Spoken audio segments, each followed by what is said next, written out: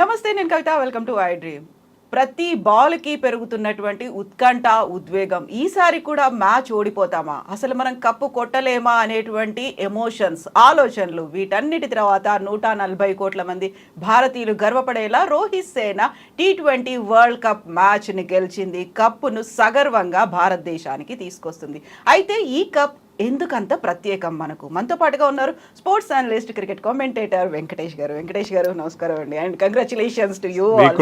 Congratulations Kavitha garu. Thank you so much. అసలు ఒక wonderful match, ఏమనాలో దాన్ని ఎలా వర్ణించాలో తెలియట్లేదు. కాకపోతే most exciting and most emotional final అండి. మనం ఇంతకుముందు 3 వరల్డ్ కప్స్ గెలిచాం, కానీ ఇది వాటికి ఏమాత్రం తీసిపోదు. చాలా చాలా, ఎందుకంటే ఎన్నో సంవత్సరాలు, దశాబ్దం తర్వాత, 11 ఏళ్ల తర్వాత మనకి ఒక ఐసీసీ ట్రోఫీ వచ్చింది. ఇంకా వరల్డ్ కప్స్ విషయానికి వస్తే ఎప్పుడో 11లో గెలిచాం మనం, 13 ఏళ్ల తర్వాత వచ్చింది. T20 వరల్డ్ కప్ చూస్తే ఇంకా ఎక్కువ, 17 ఏళ్ల తర్వాత వచ్చింది. సో ఇంత లాంగ్ గ్యాప్ తర్వాత ఇండియా ఏంటి వరల్డ్లో #1 సూపర్ పవర్, కానీ ట్రోఫీలు లేవు, అన్నీ ఉన్నాయి, ట్రోఫీలు లేవు. సో అది ఒక గ్రేట్ రిలీఫ్. ఆ ఎమోషన్స్ చూడండి, ప్లేయర్స్లో కళ్ళ నీళ్లు పెట్టుకున్న వాళ్ళు లేరు, ఎందుకంటే వాళ్ళు ఎన్నో విజయాలు చూశారు, కానీ ఐసీసీ ట్రోఫీలు ఊరించడం అనమాట. ఇంతగా ఊరించినామని, ఇన్ని దశాబ్దాల పాటు ఊరించడం. గ్రేట్ ప్లేయర్స్ ఉన్నారు మన దగ్గర. విరాట్ కోహ్లీ ఉన్నాడు, రోహిత్ శర్మ ఉన్నాడు, బుమ్రా ఉన్నాడు, హార్దిక్ పాండ్యా, జడేజా, అద్భుతమైన స్పిన్నర్స్ ఉన్నారు మన దగ్గర. ఇంత ఉండి, ఇంత టాలెంట్ ఉండి మనం ట్రోఫీలు గెలవలేకపోవడం ఏంటి? మన దగ్గర రిసోర్సెస్ లేవా, ఫైనాన్సెస్ లేవా, ఇన్ఫ్రాస్ట్రక్చర్ లేదా, #1 ర్యాంకింగ్స్ లేవా? అన్నీ ఉన్నాయి, ట్రోఫీలు లేవు. సో అది గెలవడం అంటే ఇంత లాంగ్ గ్యాప్ తర్వాత రావడం అనేది, అందుకే మనం 83లో గెలిచినప్పుడు ఎంత ఆనందపడ్డాము, 11లో గెలిచినప్పుడు సచిన్ లాస్ట్ ఎంత ఆనందపడ్డాము, ఫస్ట్ T20 వరల్డ్ కప్ గెలిచినప్పుడు 7లో ఎంత ఆనందపడ్డాము. దాంతోపాటు ఇది కూడా ఒక హ్యాపీనెస్, దాన్ని మించిన ఒక గొప్ప రిలీఫ్. ముందు మాత్రం ఒక డౌట్ అనేది అనిపించింది, అరే ఫస్ట్ ఓవర్లోనే 15 రన్స్ వచ్చాయి, ఆ తర్వాత వరుసగా పోతున్నాయి వికెట్లు, ఏమవుతుంది అనేది ఒకటి. ఆ తర్వాత పర్లేదు, హైయెస్ట్ స్కోర్ ఇప్పటిదాకా ఏ ఫైనల్లో T20లో రాని 176 కొట్టినప్పుడు ఏమనిపించింది మీకు? 176 సరిపోతుంది అనిపించింది. ఓకే, ఎందుకంటే మెగా ఫైనల్ ఇది. మెగా ఫైనల్లో 150 పైన ఉండే టోటల్ ఏది చేజ్ చేయాలన్నా చాలా కష్టం అవుతుంది, ఎందుకంటే వాళ్ళకి ఎప్పుడు ఆ టైటిల్, ఆ ట్రోఫీ కనిపిస్తుంటుంది కళ్ళ ముందు. సో చేజ్ చేసే టీంకి అంత ఈజీ కాబోదు. అయితే మన గొప్పతనం ఏంటంటే, మీరు చెప్పినట్టుగా 3 వికెట్లు పవర్ ప్లేలో పడ్డాయి, అయినా మీకు పవర్ ప్లేలో 45 రన్స్ వచ్చాయి. సో వికెట్లు పడుతున్నా మన వాళ్ళు రన్స్ కొడుతున్నారు, అది చాలా important. Sending Axar Patel ahead of other middle order batsmen, అది ఒక మాస్టర్ స్ట్రోక్. అతనికి ఏంటంటే, అతను అవుట్ అయినా పర్వాలేదు, అతన్ని ఫ్రీగా ఆడుకోమని చెప్పారు, రిస్క్ తీసుకోమని చెప్పారు. అతను చేసిన 47 రన్స్ చాలా చాలా క్రూషియల్. ఎగ్జాక్ట్లీ. సో కోహ్లీ, మీరు ముందు నుంచి ఆ మాట చెప్తూ వస్తున్నారు, కోహ్లీ ఫైనల్ మ్యాచ్ కోసం తన ఎనర్జీని మొత్తం, తన పొటెన్షియల్ని దాచిపెట్టుకున్నాడేమో అని, దాన్ని అంతా సేవ్ చేసుకొని వచ్చి ఒకేసారి విశ్వరూపం చూపించాడు విరాట్ కోహ్లీ, విరాట్ రూపాన్ని చూపించాడు అక్కడ. మనం క్రికెట్లో ఎప్పుడు మాట్లాడు, form is temporary, class is permanent. ఆ క్లాస్ చూపించాడు విరాట్ కోహ్లీ. మొత్తం టోర్నమెంట్ అంతా ఫెయిల్ అయ్యాడు, టోర్నమెంట్ అంతా కలిపి 75 రన్స్ చేశాడు, ఇక్కడ ఒక్క ఇన్నింగ్స్లో 76 రన్స్ చేశాడు. సో అవసరమైనప్పుడు ఆ బిగ్ ఈవెంట్లో, ఫైనల్లో తన సత్తా చూపించాడు. అది కూడా క్రూషియల్. నాకు కొంతమంది క్రిటిసైజ్ చేశారు ట్విట్టర్లో, వాటిలో అతను ట్రోల్ చేశారు, పర్సనల్ ల్యాండ్ మార్క్ కోసం ఆడుకున్నావు, స్ట్రైక్ రేట్ తక్కువగా ఉంది. స్ట్రైక్ రేట్ మధ్యలో తక్కువగా ఉన్నమాట నిజమే, కానీ చివరికి వచ్చేసరికి ఇది almost reach 130. So 130 strike rate అనేది చాలా ఇంపార్టెంట్, ఎందుకంటే అక్కడ వికెట్లు పడుతున్న టైంలో అతనికి ఇచ్చిన రోల్. తర్వాత రోహిత్ శర్మ కూడా చెప్పింది ఏంటంటే, విరాట్ కోహ్లీకి ఒక రోల్ ఇచ్చాం, ఒక ఎండ్లో ఉండు అవతల ఎండ్లో రన్స్ కొడతారు. అవతల ఎండ్లో Axar was hitting, taking risk, Shivam Dube was taking risk. Virat Kohli role ఏంటంటే, ఒక ఎండ్లో మళ్ళీ ఫర్దర్ డ్యామేజ్ లేకుండా కాపాడాలి. సో తన రోల్ పర్ఫెక్ట్గా చేశాడు. అతనికి అలవాటైన రోల్ అది, యాంకర్ రోల్. అది మన టీంకి ఎంతగానో ఉపయోగపడు. విరాట్ కోహ్లీ కనుక రిస్క్ తీసుకున్నాడు, తొందరగా అవుట్ అయి ఉంటే మనం 150 కూడా చేస్తుండకపోవచ్చు. So no guarantee for that. So అందుకని అతనికి ఇచ్చిన రోల్ని పర్ఫెక్ట్గా చేశాడు. Team is very happy. So ఫైనల్గా విరాట్ కోహ్లీ తన క్రిటిక్స్ అందరినీ నోళ్లు మూయించడం చెప్పాలి. సో దక్షిణాఫ్రికా బ్యాటింగ్ కోసం వచ్చిన తర్వాత ఒక విధ్వంసకరమైనటువంటి బ్యాటింగ్ చూపించారు అనుకున్నప్పుడు, ఒక స్టేజ్లో ఆల్మోస్ట్ అందరూ హోప్స్ వదిలేసుకున్నట్టున్నారు. ఒక నిరాశ, నిరుత్సాహం ఇవన్నీ వచ్చేసాయి, ఏడు తన్నుకుంటూ వస్తుంది, ఎమోషన్స్ అనేవి కనిపిస్తున్నాయి. కంబ్యాక్ అనేది బౌలర్లు ఎలా మొత్తం మ్యాచ్ని టర్న్అవుట్ చేశారు, అసలు ఏం జరిగింది అక్కడ? ద హై డ్రామా అండి, ఎందుకంటే 12 for 2 వాళ్ళు మొదట్లోనే 2 వికెట్లు పడ్డాయి, స్కోర్ పెద్దగా ఉంది, రన్ రేట్లో కూడా వెనకబడ్డారు వాళ్ళు. ఇన్ని చూసినప్పుడు 10 ఓవర్ల టైంకి మనం ఏమనుకున్నామంటే, హ్యాపీగా గెలిచేస్తున్నామని మనం సంబరపడ్డాం. కానీ మళ్ళీ ఒక పార్ట్నర్షిప్ వచ్చింది, స్టబ్స్ అండ్ డికాక్ అవుట్ అయ్యాడు, స్టబ్స్ అవుట్ అయ్యాడు. కానీ క్లాసన్ ఎప్పుడైతే Klaasen is the most dangerous player. Spin చాలా బాగా ఆడతాడు. స్పిన్ బౌలింగ్లో అతను బ్యాక్ ఫుట్ నుంచి కొట్టే సిక్సర్లు కానీ, అతనుకున్న పవర్ కానీ, అతనుకున్న టైమింగ్ కానీ, ఆ ఫుట్ వర్క్ కానీ ఎవరికి లేవు. సో అలాంటి ప్లేయర్ సెటిల్ అయ్యి ఆడుతున్నాడు. ఇంతవరకు పెద్దగా ఆడలేదు అతను ఈ వరల్డ్ కప్లో. సో అతను ఆడుతున్న టైంలో చూస్తే మనకి నిజంగా మ్యాచ్ పోయిందే అనుకున్నాం. కానీ లక్కీగా ఏంటంటే మ్యాచ్ 15th ఓవర్ తర్వాత టర్న్ అయింది. 15 ఓవర్స్ ముగిసే టైంకి వాళ్ళ స్కోరు, వాళ్ళకి అవసరమైన టార్గెట్ అంటే 30 రన్స్ 30 బాల్స్ ఉన్నాయి. సో రనే బాల్ అనేది T20లో చాలా ఆషామాషి ఆడుతూ పాడుతూ క్లాస్ అప్పుడున్న ఫామ్లో అక్కడ ఎవ్వరు కూడా ఇండియాకి మీద హోప్స్ లేవు. మనందరూ నీరు గారిపోయాం. అందరూ మరొక కప్ చేజారింది, వరుసగా మనకి ఈ నిరాశ నిస్పృహ తప్పదా అని అనుకున్నాం. మనం we have resign to the fate that India is going to lose this final also. మనం దానికి రాజీ పడిపోయాం. కానీ లక్కీగా ఒక మంచి master stroke from Rohit Sharma to bring బుమ్రాని ఏంటంటే మామూలుగా చూస్తే 17 and 19 ఓవర్స్ అతనికి బౌలింగ్ ఇవ్వాలి, చివరి ఓవర్లో అతన్ని వాడుకోవాలి. కానీ 16th ఓవర్లో తీసుకొచ్చాడు. ఎందుకంటే అక్కడ ఆ బ్రేక్స్ వేయడం ముఖ్యం. ఆ ఓవర్లో వికెట్ రాలేదు, 4 రన్సే ఇచ్చాడు. 4 రన్స్ ఇచ్చేసరికి టెన్షన్ పెరిగింది. నెక్స్ట్ ఓవర్ ఫస్ట్ బాల్కి వైడ్ డెలివరీని ఆడే ప్రయత్నం చేశాడు క్లాసన్. కీపర్ క్యాచ్ ఇచ్చి అవుట్ అయిపోయాడు. క్లాసన్ ఎప్పుడైతే అవుట్ అయ్యాడో వాళ్ళు ప్యానిక్లోకి వచ్చారు. రన్స్ రావడం తగ్గిపోయింది. మిల్లర్ ఉన్నప్పటికీ వికెట్లు కూడా పడ్డాయి. సో తర్వాత ఓవర్ బుమ్రా ఇంకా అద్భుతంగా వేశాడు, తన 17th ఓవర్. సో బుమ్రా వేసిన ఓవర్లో మార్క్ యాన్సన్ అవుట్ చేశాడు. 2 రన్స్ మాత్రమే ఇచ్చాడు. అక్కడ మ్యాచ్ మొత్తం టర్న్ అయిపోయింది. సో రన్ రేట్ ప్రెషర్ వచ్చేసింది. So Bumrah is the hero. Man of the match Virat కోహ్లీకి ఇచ్చారు. కానీ బుమ్రా వేసిన 4 ఓవర్లు, ఫస్ట్లో ఒక వికెట్ తీశాడు. తర్వాత సెకండ్ స్పెల్లో అతను వేసిన 2 ఓవర్లు 6 రన్స్ ఇచ్చి 2 వికెట్లు, 1 వికెట్ తీయడం, that change the course of the match. And Hardik Pandya కూడా క్లాసన్ వికెట్ తీయడం, ఆఖరి ఓవర్ కూడా అద్భుతంగా వేసాడు Hardik Pandya. Not to forget Harshdeep కూడా 19th ఓవర్ బ్రహ్మాండంగా వేసాడు, ఒక్క బౌండరీ కూడా ఇవ్వలేదు. సో చివరిలో మన ముగ్గురు పేస్ బౌలర్స్ వేసిన 5 ఓవర్లు మ్యాచ్ని కంప్లీట్గా మన వైపు తిప్పాయి. సో హై డ్రామా, చాలా ట్విస్ట్ అండ్ టర్న్స్.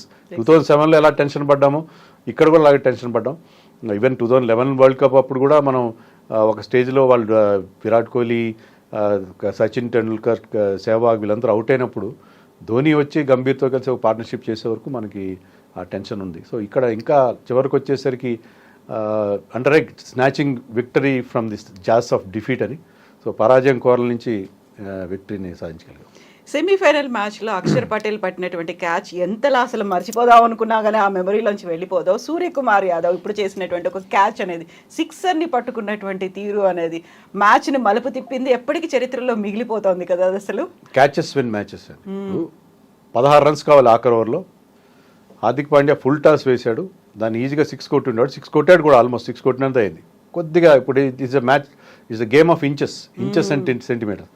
కొంచెం యువతలుగా వచ్చింది. సూర్యకుమార్ బాల్ని పట్టుకున్నాడు, బ్యాలెన్స్ మెయింటైన్ చేశాడు, బ్రేక్లు వేశాడు, బౌండరీ లైన్ టచ్ చేయకుండా జాగ్రత్త పడ్డాడు. అయినా ఆ మొమెంటంతో బయటికి వెళ్ళిపోయినప్పుడు దాన్ని గాల్లోకి బాల్ విసిరేసి మళ్ళీ వచ్చి దాన్ని అందుకున్నాడు. ప్రాక్టీస్ చేస్తారు వాళ్ళు, కానీ ఆ మ్యాచ్ సిచ్యుయేషన్లో అక్కడున్న సిచ్యుయేషన్లో దాన్ని పట్టుకోవడం, ఆ సమయస్ఫూర్తి ప్రదర్శించడం ఎక్స్ట్రాడినరీ క్యాచ్. ఎందుకంటే అది అందరూ ఇప్పుడు ఏంటంటే సోషల్ మీడియాలో అది క్యాచ్ కాదు కప్, వాట్ యు హ్యావ్, నువ్వు పట్టుకున్నది క్యాచ్ కాదు కప్ అని చెప్పి అంటారు. ఆ బాల్ ప్లేస్లో కప్పును పెట్టి మీమ్స్ సర్క్యులేట్ అవుతున్నాయి. సో అది చాలా ఇంపార్టెంట్ క్యాచ్. అది ఆ క్యాచ్ అక్కడ పట్టకపోతే మిల్లర్ లాంటి ప్లేయర్, ఫినిషర్, అతని రోలే అది. మంచి ఫామ్, ఆల్రెడీ ఒక 6 or 4 కొట్టాడు. సో మిల్లర్ కనుక కంటిన్యూ అయి ఉంటే you would have won the match. 16 runs అంత కష్టమే కాదు, కొట్టిన చిన్న గ్రౌండ్ అది, ఈజీగా బౌండరీ క్లియర్ చేయొచ్చు. So that catch was very very important. మనం ఇంతకుముందు 3 కప్పులు గెలుచుకున్నప్పుడు ఒక ఆనందం, ఉద్వేగాన్ని చూసాము. దేశమంతా ఒక ఎమోషన్కి లోటైంది. కాకపోతే ఈసారి అందరి కళ్ళలో కన్నీళ్లు కనిపించడం అనేది, ఇంక్లూడింగ్ ప్లేయర్స్, అక్కడ బ్యాటర్లు కావచ్చు, బౌలర్లు కావచ్చు, ఫీల్డర్, అందరి కళ్ళలో కన్నీళ్లు కనిపించాయి. ఎందుకంత ఎమోషనల్ అయ్యారు అసలు, తట్టుకోలేకపోయారు? అవి ఖచ్చితంగా ఆనంద బాష్పాలు కాదండి, టియర్స్ ఆఫ్ జాయ్ కాదు అవి. దాంట్లో ఒక బాధ, ఒక రిలీఫ్ కూడా ఉన్నది. సో అందరూ ఏంటంటే ఎప్పటి నుంచో ఎన్నో ఇలాంటి డిసప్పాయింట్మెంట్.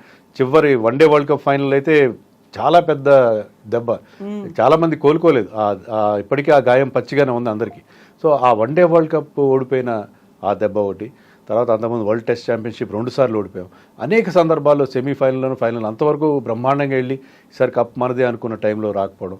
సో అది ఆనందం ప్లస్ ఒక దుఃఖం అందరికీ తనుకు వచ్చింది. వాళ్ళని చూస్తే మనకు కూడా చాలా, ముఖ్యంగా హార్దిక్ పాండ్యా అయితే బోర్న విలిపించడం మనం చూసాం. ఎందుకంటే the trauma that he has gone through ఈ కొన్ని నెలలుగా ఐపీఎల్ అప్పుడు అతన్ని ట్రోల్ చేయడం కానీ, అతని పర్సనల్ లైఫ్లో అతని డివోర్స్ కానీ, ఇవన్నీ అతను చాలా ఇబ్బందులు పడ్డాడు. సో తన పర్ఫార్మెన్స్తో ఈ వరల్డ్ కప్లో అటు బ్యాట్తో కానీ బాల్తో కానీ వాటన్నిటిని కాంకర్ చేసి మళ్ళీ ఒక హీరోగా ఎమర్జ్ అయ్యాడు. చాలా కష్టం అది అలా కావడం. అంటే అన్ని పర్సనల్ ఇబ్బందులు ఎదుర్కొని ట్రోలింగ్, అతని ఐపీఎల్లో ఏ గ్రౌండ్లో వెళ్ళినా అతన్ని విపరీతంగా ట్రోల్ చేశారు. అవన్నీ తట్టుకొని నిలబడి ఆ టాలెంట్ చూపించడం అంటే ఎక్స్ట్రాడినరీ.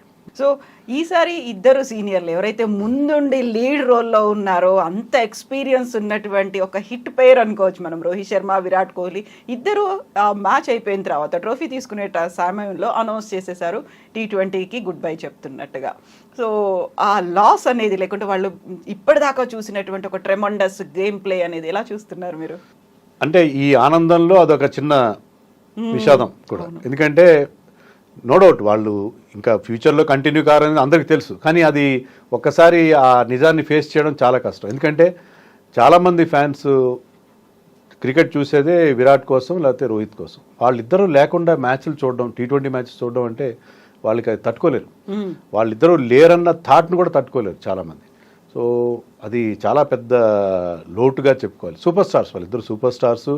వాళ్ళు స్టార్డమే కాదు, వాళ్ళు పర్ఫార్మెన్స్ వైజ్ తీసుకున్నా కూడా వాళ్ళు ఎన్ని జాయ్ఫుల్ మూమెంట్స్ ఇచ్చారు మనకి అన్ని ఫార్మాట్. ముఖ్యంగా ఈ ఫార్మాట్లో కూడా రోహిత్ శర్మ ఇది highest run getter, second highest run getter Virat Kohli. మనకే కాదు వరల్డ్లో ఇద్దరు 4,000 పైగా రన్స్ చేసిన వాళ్ళు ముగ్గురు ఉంటే వీళ్ళిద్దరూ అందరిలోకి టాప్లో ఉన్నారు. And Rohit Sharma hit 5 T20 international 100s, ఎవరికి లేవు. ఒక మా మ్యాక్స్వెల్ ఒకటే ఈక్వల్గా జాయింట్ రికార్డ్ హోల్డర్. 205 సిక్స్లు కొట్టాడు రోహిత్ శర్మ. ఎవరు 200 సిక్స్లు కొట్టలేదు T20 ఇంటర్నేషనల్. విరాట్ కోహ్లీ కొన్ని రికార్డ్స్ విరాట్ కోహ్లీకి ఉన్నాయి.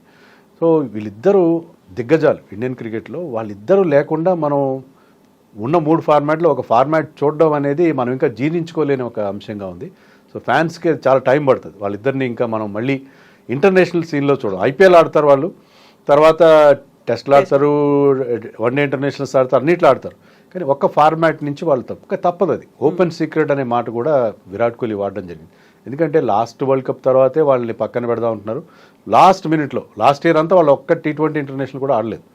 మళ్ళీ లాస్ట్ మినిట్లో మనసు మార్చుకుని BCCI మళ్ళీ వాళ్ళని రంగంలోకి దించింది. కానీ వరల్డ్ కప్ తర్వాత యంగ్స్టర్స్ చాలా మంది విపరీతమైన టాలెంట్ ఉంది ఇండియాలో. సో వీళ్ళిద్దరే కంటిన్యూ అయితే వాళ్ళకి అన్యాయం చేసినట్టు. యంగ్ జనరేషన్ నెక్స్ట్ ఎవరు వస్తారు అనేది. ఎందుకంటే ఇంకా 2 ఏళ్ల తర్వాత T20 వరల్డ్ కప్ ఉంది. అప్పటికి మనం కొత్త టీంని తయారు చేసుకోవాలి. సో వీళ్ళని సీనియర్లను నమ్ముకుంటే కుదరదు. So at some point this should happen. But unfortunately ఇది ఇక్కడ జరగడం అనేది. బట్ దే హ్యావ్ రిటైర్డ్ అనే హై నోట్. ట్రోఫీ చేతిలో పట్టుకుని సగర్వంగా తలెత్తుకుని వాళ్ళు ఈ ఫార్మాట్ నుంచి రిటైర్ అయ్యారు. ఇండియన్ క్రికెట్లో చాలా మంది రిటైర్మెంట్ ప్రకటించరు. Hats off to both of them for announcing the retirement. Exactly. Virat Kohli man of the match అయితే రోహిత్ శర్మనేమో కెప్టెన్ గా ఒక cup. Rohit Sharma player of the tournament no doubt Bumrah. కానీ రోహిత్ శర్మ ఈ వరల్డ్ కప్లో అతను లీడ్ చేసిన విధానం, తన ఇండివిజువల్ స్కోర్స్ చూసుకోకుండా టీం కోసం అతను ఆడిన అగ్రెసివ్ ఇంటెంట్తో ఆడిన విధానం, hats off to him. So అతను ఈ వరల్డ్ కప్ గెలిచామంటే యంగ్స్టర్స్ని అతను గైడ్ చేశాడు. కాబట్టి వాళ్ళని ఎప్పుడు మందలించి ఎప్పుడు వాళ్ళని బుధం తట్టాలి అప్పుడు తట్టి, ఒక బిగ్ బ్రదర్గా, ఒక సీనియర్ మోస్ట్ ప్లేయర్గా అతను లీడ్ చేసిన తీరు, ఒక పెద్దన్నయ్యలాగా వాళ్ళందరినీ ఎలాగైతే ఈ వరల్డ్ కప్ గెలిచేలాగా. ఎందుకంటే ఇక్కడ చూడండి మీరు, ఒక ఇండివిజువల్ పర్ఫార్మెన్స్ గెలవలేదు మనం, మొత్తం టీంలో ప్రతి ఒక్కరి కాంట్రిబ్యూషన్ ఉంది, ప్రతి ప్లేయర్ కాంట్రిబ్యూషన్ ఉంది. అందరూ ఒక టీమ్గా ఆడారు, టీమ్గా పర్ఫామ్ చేశారు. దానికి అంతా ఆ గ్లూ ఏంటంటే రోహిత్ శర్మ. వీళ్ళందరినీ ఒక బాండింగ్ క్రియేట్ చేసింది Rohit Sharma. So this is Rohit Sharma's cup without any doubt. So ఇద్దరు సీనియర్లతో పాటుగా మరొక senior, super senior Rahul Dravid, mister cool అంటుంటాం. కప్పు చేతిలోకి వచ్చిన తర్వాత అలాంటి ఎక్స్ప్రెషన్స్ మనం ఎక్స్పెక్ట్ చేయలేదు రాహుల్ ద్రావిడ్ నుంచి. రాహుల్ ద్రావిడ్ ఎమోషన్స్, రాహుల్ ద్రావిడ్ వాళ్ళు అంటారే వాళ్ళలాగానే అతని ఎమోషన్స్ కూడా ఉండవు. చాలా శృతి హాసన్ అంటారు, ఆ శృతి హాసన్ లాగా ఉంటాడు. రేసుగురు శృతి హాసన్ లాగా అతని ఎమోషన్స్ ఎప్పుడు ఎక్స్ప్రెస్ చేయడు. కానీ అతను అంతగా ఆనందపడడానికి 2 కారణాలు ఉన్నాయి. ఒకటేంటంటే ఇది అతని last assignment as coach of Indian team. రెండోది ఏంటంటే యాజ్ ప్లేయర్గా కూడా ఎప్పుడు అతను వరల్డ్ కప్ గెలవలేదు. ఇదే క్యారిబియన్లో, ఇదే వెస్టిండీస్లో 2007లో క్యాప్టెన్గా వెళ్ళాడు. ఫస్ట్ రౌండ్లోనే చాలా హ్యూమిలియేటింగ్గా ఇండియా వెనుదిరిగింది అతని క్యాప్టెన్సీలో. అదొక చేదు అనుభవం అతను. సో ఎక్కడైతే పోగొట్టుకున్నాడో అక్కడే మళ్ళీ అతను ఆ కప్ సాధించాడు యాజ్ ఎ కోచ్. సో ప్లేయర్గా తను సాధించలేని వరల్డ్ కప్ని కోచ్గా టీంని గైడ్ చేస్తూ అతను అందుకున్నాడు. And he's probably the best individual. అతను ఎంత నైస్ జెంటిల్మెన్ మనకి ఎక్కడ కనబడు. సో అతనికి అజాత శత్రువు, అతనికి శత్రువులు ఉండే అవకాశమే లేదు. అలాంటి ఒక వ్యక్తి ఇంత బాగా టీంని గైడ్, ఎంత ఫెయిర్గా ఉంటాడు, ఎంత నైస్గా ఉంటాడు పీపుల్కి అని తెలుసు. టీం కోసం ఎంత కమిటెడ్గా అతను టీంని తయారు చేశాడు, ఎంత కమిటెడ్గా, ఎంత సిన్సియర్గా అతను వ్యవహరించాడని అందరికీ తెలుసు. సో అతని ఆఖరి moment leaving the Indian coach 2.5 years తర్వాత ఇండియన్ కోచ్గా అతను తన చివరి అసైన్మెంట్లో ఆ ట్రోఫీతో ఒక హై నోట్లో రిటైర్ కావడం యాజ్ కోచ్ వండర్ఫుల్. సో ఒక స్క్రిప్ట్ ప్రకారం జరిగినట్టుగా అనిపించింది నిజంగా. ఈ ముగ్గురు సీనియర్లకి as a coach and captain and leader in Virat Kohli, వాళ్ళ ముగ్గురికి కూడా ఇది memorable cup. At the same time South ఆఫ్రికాను కూడా మనం ఓడిన పరాజితులుగా మాత్రం చూడడానికి లేదు. వాళ్ళు కూడా ఒక టఫ్ మ్యాచ్ ఆడారు, అన్బీటబుల్గా ఇప్పటిదాకా వచ్చారు. సో ఆ టీంని ఎలా చూస్తున్నారు మీరు? చోకర్స్ అని దాని నుంచి బయటపడ్డారా? చివరికి అదే మళ్ళీ ప్రూవ్ చేసుకున్నారా? We feel sorry for south Africa. ఎంతో బాగా ఆడారు, చాలా చక్కగా ఆడారు. ఇండియా లాంటి స్ట్రాంగ్ టీం ఫేవరెట్గా బయలుదేరి ఇండియా మీద వాళ్ళు అంత మంచి ప్రదర్శన, బౌలింగ్ బాగా చేశారు, తర్వాత బ్యాటింగ్లో కూడా చివరి నిమిషం దాకా పోరాడారు. అయితే చివరిలో వాళ్ళు కలిసి రాదు. మీరు నా చోకర్ అనేది ఏదో ఒక పాయింట్లో బయటపడుతుంది. ప్రాబ్లీ మొట్టమొదటి ఫైనల్ ఆడుతున్నారు, ఆ ఫైనల్లో చివరి అడుగు, ఆఖరి అడుగు దగ్గర తడబడ్డారు. అన్ని అడుగులు బాగానే ఎక్కారు, శిఖరాగ్రం దగ్గరికి వచ్చేసరికి వాళ్ళు మళ్ళీ తడబడ్డారేమో అనిపించింది. బట్ వాళ్ళ టీం ఆడిన తీరు, ఈవెన్ వన్డే వరల్డ్ కప్లో కూడా వాళ్ళు సెమీస్ దాకా చాలా బాగా వచ్చారు. So they have that future. వాళ్ళ దగ్గర ఖచ్చితంగా భవిష్యత్తులో ఈ టైటిల్స్ కొరత, వరల్డ్ కప్స్ రాని లోటు వాళ్ళు భర్తీ చేసుకుంటారన్న కాన్ఫిడెన్స్ అయితే ఇచ్చారు. Young team, I think they are doing extremely well. మంచి స్ట్రాంగ్ ప్లేయర్స్ కూడా ఉన్నారు కాబట్టి ఇలాంటి ప్రాబ్లం మళ్ళీ ముందు రాదు. వాళ్ళు ఇంకొంచెం బెటర్గా పర్ఫామ్ చేస్తే ఖచ్చితంగా భవిష్యత్తులో ఈ ఇంగ్లాండ్, ఆస్ట్రేలియా, ఇండియాతో పాటు వాళ్ళు ఒక పెద్ద ఫోర్స్గా ఎమర్జే పరిస్థితులు మనకు కనిపిస్తుంది. ఓవరాల్గా T20 2024 వరల్డ్ కప్లో 20 టీమ్స్ పార్టిసిపేట్ చేస్తే ఇప్పుడు కంక్లూడింగ్ మొత్తం అయిపోయింది కాబట్టి ఎవరు టీం ఎక్కువ పర్ఫామ్ చేసింది, ఎవరు వీళ్ళకి ఫ్యూచర్ చాలా చాలా బ్రైట్గా ఉంటుంది అనిపించింది అన్ని టీమ్స్కి సంబంధించి చూస్తే? చిన్న టీమ్స్ విషయానికి వస్తే నేపాల్ చాలా ఎక్స్ట్రాడినరీగా పర్ఫామ్ చేసింది. నేపాల్ గురించి ఎవరికి తెలియదు, ఎవరు కానీ వాళ్ళు బ్రహ్మాండం. ఇదే సౌత్ ఆఫ్రికా మీద చాలా నేరో మధ్య, ఐ థింక్ 1 run మార్జిన్తో వాళ్ళు ఓడిపోయారు. సో చాలా బాగా, ఈవెన్ బంగ్లాదేశ్ మీద అనుకుంటా కూడా వాళ్ళు చాలా బాగా పర్ఫామ్ చేశారు. సో నేపాల్ చాలా ఇంప్రెస్ చేసింది చిన్న టీమ్స్ విషయానికి వస్తే. ఇక పెద్ద టీమ్స్ విషయానికి వస్తే ఆఫ్ఘనిస్తాన్, కెనాట్ ఫర్గెట్ ఆఫ్ఘనిస్తాన్స్ రోల్. వాళ్ళు సెమీఫైనల్లో టోటల్గా ఫెయిల్ అయ్యారు. అది మినహాయిస్తే పెద్ద టీం న్యూజిలాండ్ని, ఆస్ట్రేలియాని వాళ్ళు ఓడించడం అనేది చాలా ఎక్స్ట్రాడినరీ ఎఫర్ట్ వాళ్ళ దగ్గర నుంచి. ఇంకా మిగతా టీమ్స్లో India and South Africa are most impressive. Australia ఒక దశ వరకు బాగా ఆడారు, కానీ సూపర్ 8కి వచ్చినాక వాళ్ళు కూడా తడబడ్డారు. But we feel sorry for Nepal, Afghanistan and South Africa. And India మొత్తం మీద వాళ్ళ స్థాయికి తగినట్టు, వాళ్ళ స్టేటస్కి తగినట్టు మొత్తం మీద ఈసారి మనకు న్యాయం జరిగింది. మన ప్లేయర్స్ మనకు న్యాయం చేశారు, కప్ గెలిపించి పెట్టారు. మనం ఎప్పటి నుంచో చాలా ఫ్యాన్స్ ఎప్పుడు ఇదే మాట్లాడుతున్నారు. ఐపీఎల్ ట్రాఫీ వచ్చినా, లేకపోతే ఎవరైనా సెంచరీ కొట్టినా, ఇక్కడ సెంచరీలు కొడతారు బాగానే ఉంటుంది, లేకపోతే ఇండివిజువల్ రికార్డ్స్ కొడతారు, బయలేటరల్ పేటీఎం ట్రోఫీలు గెలుస్తారు బాగానే ఉంది, కానీ ఐసీసీ ట్రోఫీలు గెలవరు అని ఒక ఫీలింగ్తో ఉన్న ఫ్యాన్స్ ఇన్ని రోజులు వాళ్ళకున్న నిస్పృహ, నిరాశ అవన్నీ కూడా ఒక్క దెబ్బతో తొలగిపోయినాయి. సో ఇండియన్ క్రికెట్కి ఇక ఆ ప్రెషర్ ఉండదు, ఆ టెన్షన్ ఉండదు. మనకి బ్రహ్మాండమైన టీం ఉంది, యంగ్స్టర్స్ బాగా డెవలప్ అవుతున్నారు. ఇప్పుడు మంకీ ఆఫ్ ద బ్యాక్ అంటారు, ఇది ఒక భారం ఉండిపోయింది ఇన్ని రోజులు. ఏంటంటే ట్రోఫీలు రావట్లేదు, ఈ జింక్స్ ఉంది. ఆ జింక్స్ ఎప్పుడైతే తొలగిపోయిందో I think we are Indian cricket ఇంకా చాలా ముందుకెళ్తుంది. చాలా కాన్ఫిడెంట్గా మనం ఫైనాన్షియల్ సూపర్ పవర్ కాదు, ఇన్ వరల్డ్ క్రికెట్లో ఆన్ ద ఫీల్డ్ ఆల్సో మనం ఒక పెద్ద ఫోర్స్గా ఎమర్జ్ అవుతాం ఇన్ ఫ్యూచర్ అని చెప్పి, దానికి ఈ విక్టరీ ఒక బిగినింగ్ అని చెప్పి నేను అనుకుంటున్నాను. ఇప్పుడు ఉన్నటువంటి యంగ్ ప్లేయర్లు ఎవరైతే ఉన్నారో వాళ్ళందరికీ కూడా ఒక మోటివేషన్ అనేది వచ్చింది కదా. ఇంతకాలం ఎదురు చూపుల తర్వాత వాళ్ళు ఆ టీంలో మెంబర్స్గా ఉన్నారు, వాళ్ళ కృషి కూడా ఫలించింది అనేది ఉంటుంది. నెక్స్ట్ జనరేషన్కి ఇప్పుడు రోహిత్ శర్మ కావచ్చు, కోహ్లీ, వీళ్ళ ప్లేస్లో ఎవరు వస్తారు అనేటువంటి యాంగ్జైటీ ఎలా ఉంటుందో, వీళ్ళందరూ ఉన్నారు, ముందుకు తీసుకెళ్తారు అనే కాన్ఫిడెన్స్ కూడా ఉంది కదా. డెఫినెట్గా వీళ్ళందరూ నేర్చుకోవాలి, రోహిత్ శర్మ, విరాట్ కోహ్లీ నుంచి నేర్చుకోవాలి. ఏంటంటే సక్సెస్ని ఎలా హ్యాండిల్ చేశారు వీళ్ళు. వాళ్ళకి అంత సూపర్ స్టార్డమ్ వచ్చింది, అయినా కూడా వాళ్ళు ఫిట్నెస్ని నెగ్లెక్ట్ చేయలేదు, వాళ్ళ ఆట మీద ధ్యాస పోగొట్టుకోలేదు. సో వాళ్ళు అంత సక్సెస్ వచ్చినా కూడా ఎంత బాగా హ్యాండిల్ చేశారు. వాళ్ళు ఎన్నో డక్కాముక్కీలు తిన్నారు. వాళ్ళ లైఫ్ స్టైల్ ఏం పూలబాటేం కాదు. ఎన్నో సందర్భాల్లో వాళ్ళ ప్రెజెన్స్ ఇన్ ద టీమ్ని క్వశ్చన్ చేశారు, ట్రోల్ చేశారు విపరీతంగా. వాళ్ళ ఫ్యామిలీని కూడా వదిలిపెట్టలేదు, చిన్నపిల్లల్ని కూడా వదిలిపెట్టలేదు.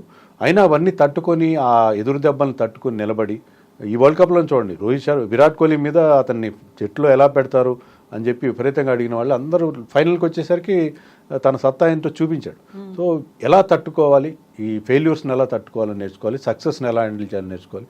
అండ్ హార్దిక్ పాండ్యా నుంచి కూడా నేర్చుకోవాలి. అంత పర్సనల్ ప్రాబ్లమ్స్ని ఫేస్ చేసినా కూడా దాని నుంచి ఎలా బయటపడి తన పర్ఫార్మెన్స్తో మళ్ళీ ఎలా పైకి వచ్చాడు.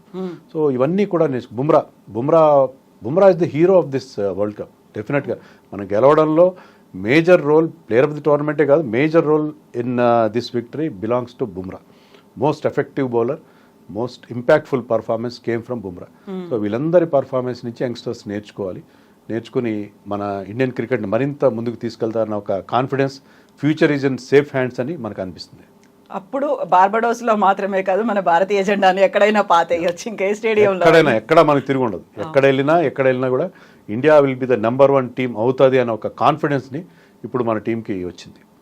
ఎస్ వెంకటేష్ గారు, థ్యాంక్ యూ సో మచ్ అండి. Best wishes to you also. Thank you అండి.